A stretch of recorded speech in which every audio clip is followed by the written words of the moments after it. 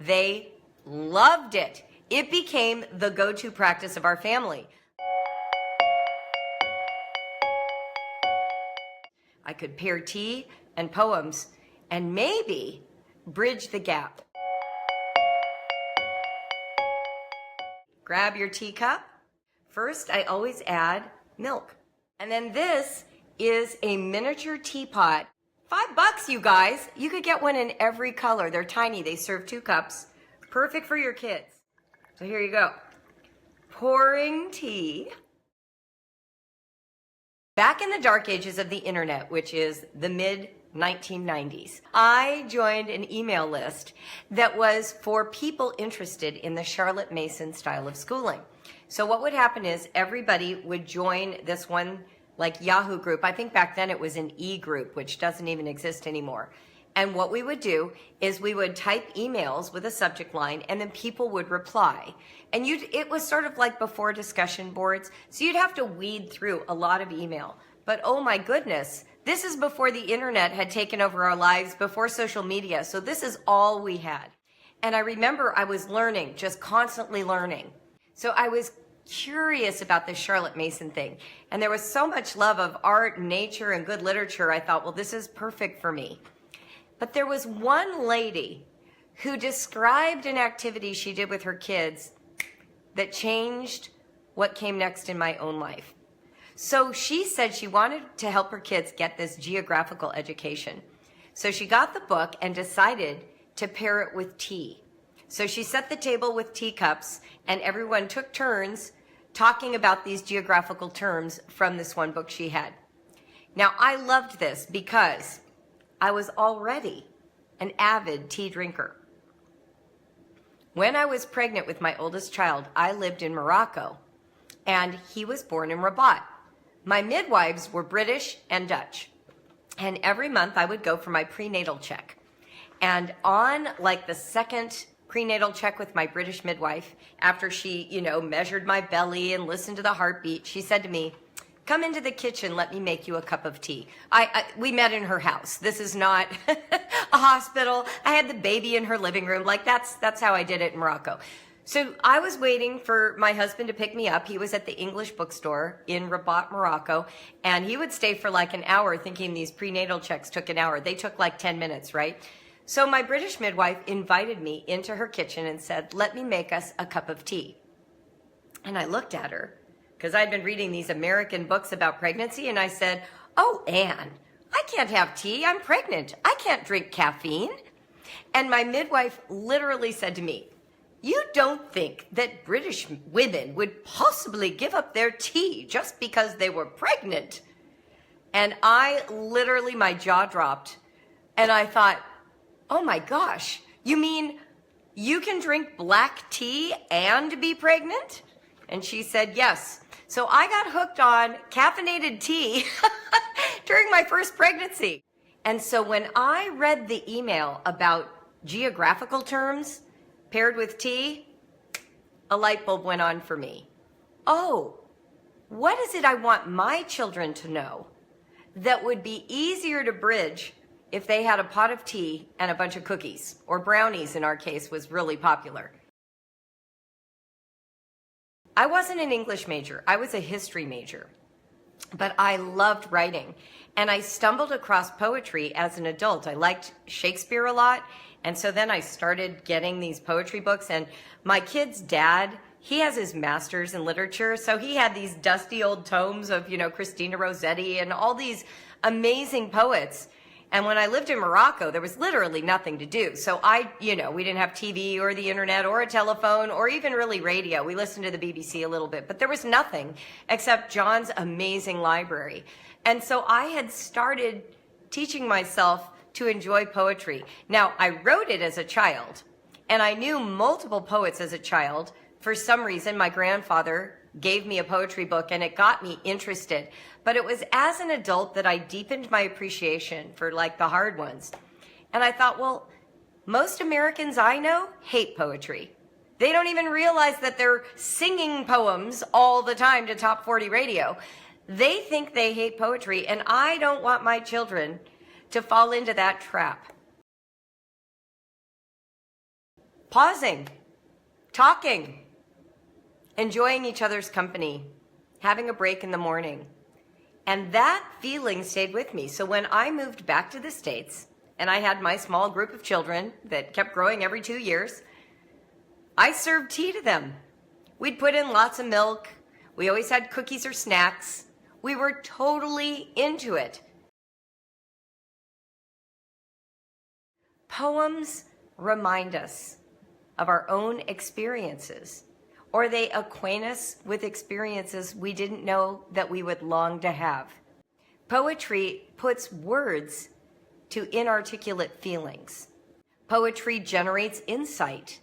Things we took for granted suddenly become newly revealed through a poem. Poems introduce us to wordplay, that sense that language isn't a fixed set. We can use words to symbolize other things. We can use them simply to be silly or to get a rise out of a reader. Poetry is source material for your own insight. One of the things that I absolutely love about reading and writing poetry is the economy of language, even in a long ballad like the Odyssey, because you have to get your point across in a way that has meter, sometimes has rhyme. You tend to be more concise. You're more selective and deliberate in your word choices. And sometimes, because you're going for meter or you're going for rhyme, you get propelled into choices you would never have thought of in prose. You find yourself rooting around for just that right word.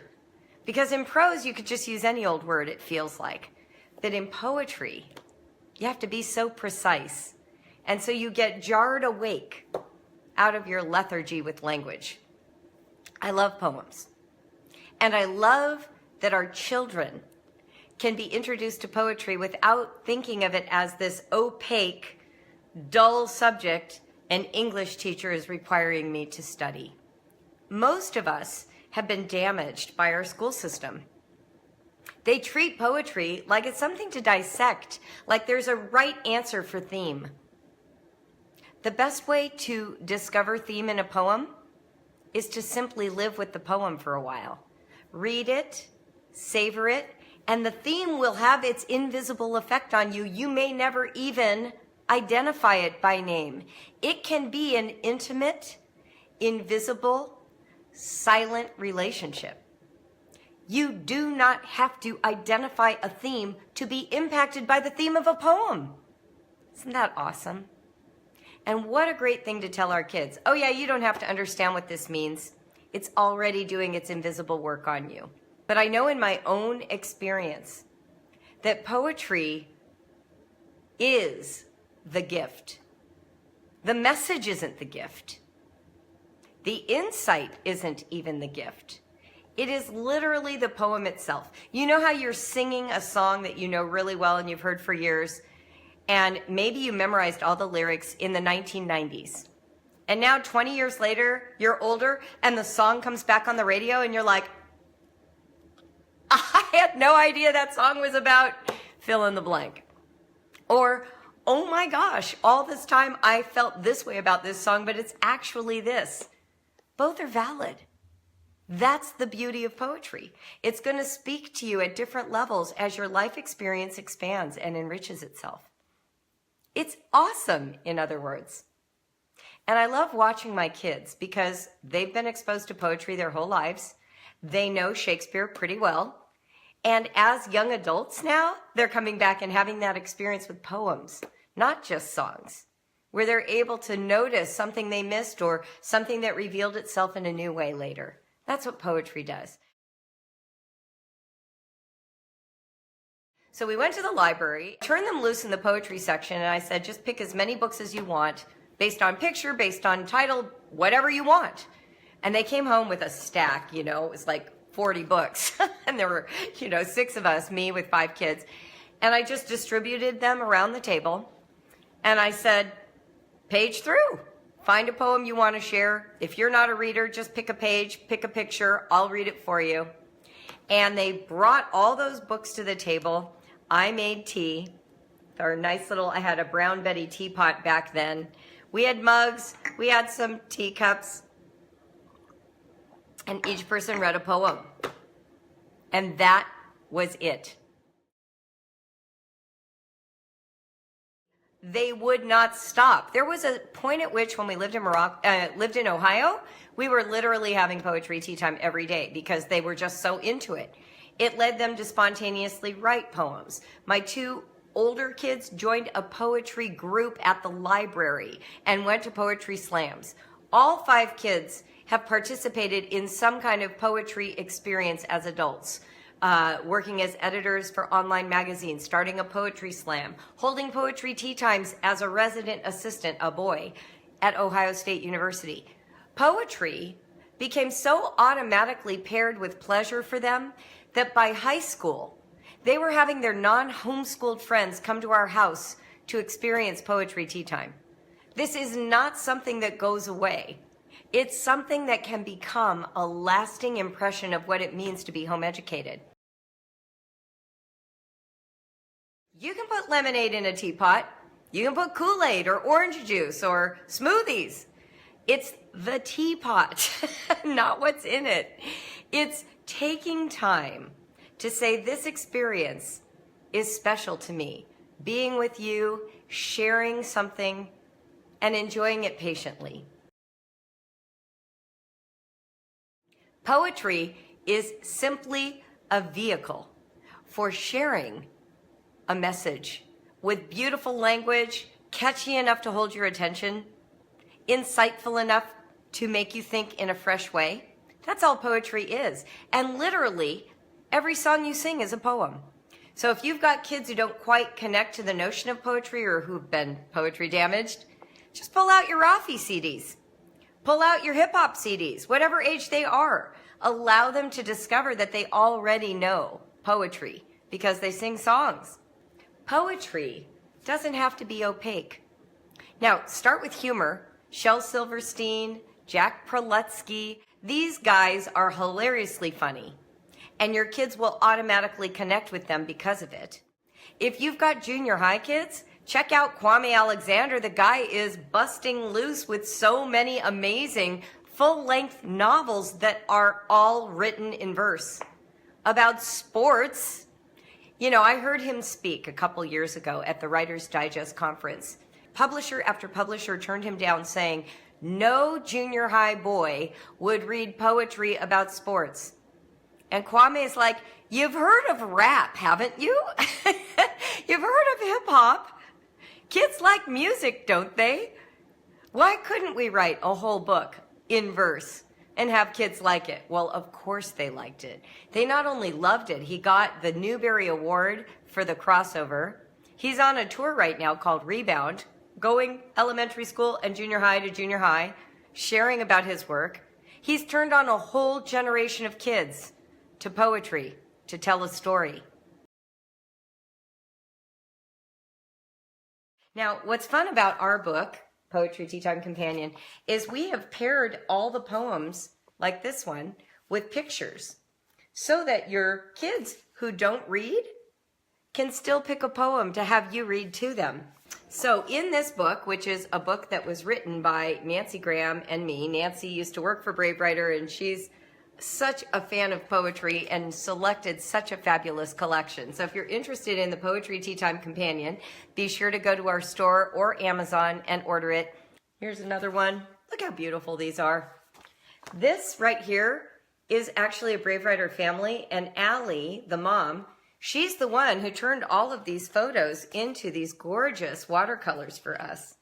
So even the pictures, the poetry selection, oh, and the little writing at the bottom of the poems, Nancy wrote these wonderful descriptions about the poets, and then at the end, she asks a question that you can pose about the poem if you want to, if that helps you. Like here on the eagle, she has this. Try going through the poem line by line. What picture does it paint? What do you learn about the eagle? What do you think happens after the last line of the poem? Like that. It's just something to open conversation if you need help. But you don't have to do that. You can just literally read the poems. The name of this poem is Afternoon on a Hill, and it is by Edna St. Vincent Millay. She's such a good poet. And here's the picture that goes with it. So look at this little girl trudging up a hill. Okay, ready? I will be the gladdest thing under the sun. I will touch 100 flowers and not pick one. I will look at cliffs and clouds with quiet eyes, watch the wind bow down the grass and the grass rise. And when lights begin to show up from the town, I will mark which must be mine and then start down. When I was a little girl, we lived on a hill in California that had all kinds of trees, big oak trees and tall grasses. And to get home from my bus stop, I could either go up the paved road, up a very big hill past all these big houses in Calabasas Park, or I could take a back road that took me up this one totally unsettled hill. It was just open, rangy, with grass and big oak trees. And you'd go up this dirt path to get to my cul-de-sac. And it was challenging because it wasn't really a road. So it was pretty steep and, it never rained, but if it did, it would be muddy kind of thing. But when I read this poem, that all came back. The tall grasses, hearing the birds. I used to take my journal down to this one massive oak tree, and I would just sit and write in my journal because that was the closest thing I had to nature in my very suburban life in Los Angeles.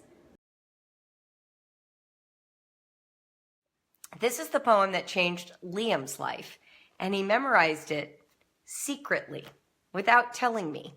It's called The Eagle, and it's by Alfred Lord Tennyson.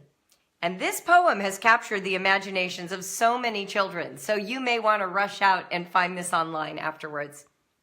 He clasps the crag with crooked hands, close to the sun in lonely lands, ringed with the azure world he stands. The wrinkled sea beneath him crawls, he watches from his mountain walls, and like a thunderbolt he falls. Now, when Liam was little, he used to always go, and like a thunderbolt, he falls. He was so into it, he could picture this eagle swooping down to catch his prey. Look at all the beautiful literary elements just hiding in this poem. He clasps the crag with crooked hands. We've got all those hard C blends happening in that very first line. And then it follows with close to the sun in lonely lands, 2 L's. Ringed with the azure world he stands. Can you feel the movement of the language? It helps convey the experience. And that's what the best poetry does. It just sucks you in. You skip it. You don't have to like every poem. You don't have to read every poem. You may have to endure listening to every poem your children read. And sometimes these poems are long. So they like the picture of the grasshopper and they start reading and they're suddenly stuck on words like summer luxury and rot and, ceasing never and drowsiness. And you are going to be like, oh my gosh, finish the poem. Here's what you do. You just pour more tea. You say, oh, lovely. Keep reading, darling. Keep going. They'll work it out. You'll be shocked at how patient they are to work on reading a poem. So in our family, once a week worked great. I know some families do it once a month. I know some families do it every day. We went through a season of daily poetry tea times because it was just so easy. On a day gone wrong, if I said, let's have poetry tea time, boom, the day went right. Everybody ran to the table. They put out a place setting. They found, a little moss-covered piece of bark and a few pine cones and candles to put in the middle. And then they just all read. Now, initially, I was like, each person pick a poem and read it. But that was never enough poetry. So they always ended up doing 2, 3, 4, just however much we had time for. If you do, promise me you will do it like this. Oh my gosh. Look at all those C words. Oh, read that again. I want to hear how they sound all in a row like that. Oh, I love that alliteration. Do it like that. Don't be, the first line of the poem has 3 words that start with C. Who can find them? You know what that's called? It's called alliteration. Don't be a teacher. Be a delighter. Don't be a teacher. Be a delighter. Jump right in with, oh my gosh, I got to hear that again. That line was amazing. Or, oh my gosh, I want to hear you read the thunderbolt falling line again. You did that so well. I could just feel the thunderbolt. It was like it was really happening. I'm picturing this eagle lighting up like lightning and boom, hitting his target. That's an amazing image. Like that. See what I mean? Work that language in if you know it.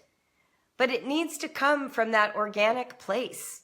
Because the second you turn it into a lesson, you've put poetry back in jail. And it will be trapped there forever. We don't want our kids to read poetry so they find the illusions. We want them to be bowled over by the illusions. And then we might happen to mention that that's what happened. And then when you're reading poetry, if one of them comes to you or seems to be evident in that poem, you can just sound really smart by mentioning it. But don't teach it. Just allow yourself to say, oh, wow, what a beautiful symbol for spring. Boom, end of story. Don't even explain what a symbol is. You didn't sit there and teach your kids to talk with a whiteboard and a pointer explaining where the article goes in relation to the noun. You just talked. Do the same with poetry. Allow it to ooze out of you. And guess what? If you don't know poetry and hate it, if you've been damaged by the English teachers of your life, I set you free. You get to start from scratch. Start with roses are red, violets are blue. Start with the 6 silly rhymes. Start with nursery rhymes. Let yourself discover poetry in the same childlike way as your children, and don't worry about any of the poetic devices. It will win you over if you see it as something to enjoy, not something to teach. And literally, that's all it ever needs to be for you. Truly. Promise me. I mean, if you don't remember what metonymy is, then how critical is it that your children learn that at age 9? Not so critical. You know what I'm saying? It should all be about delight.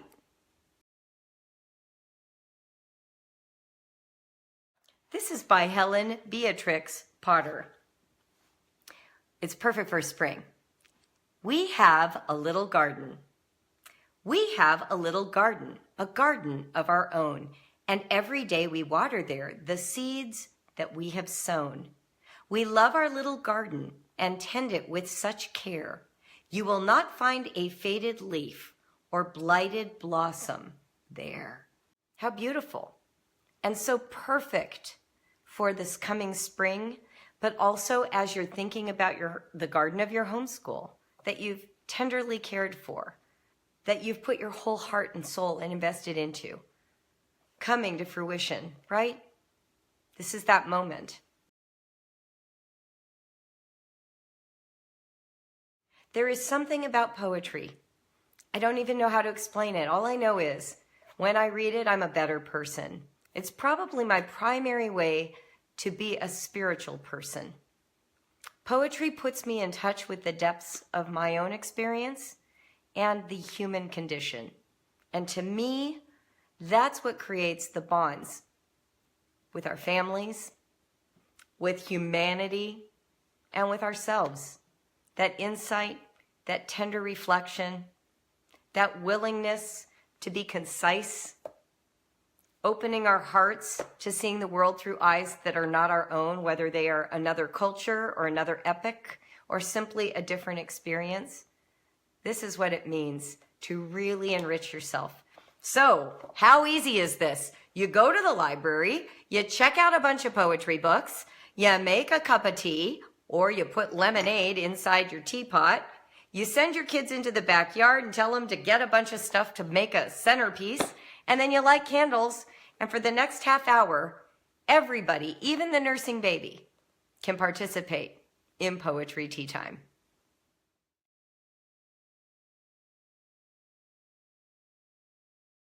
Who's having tea?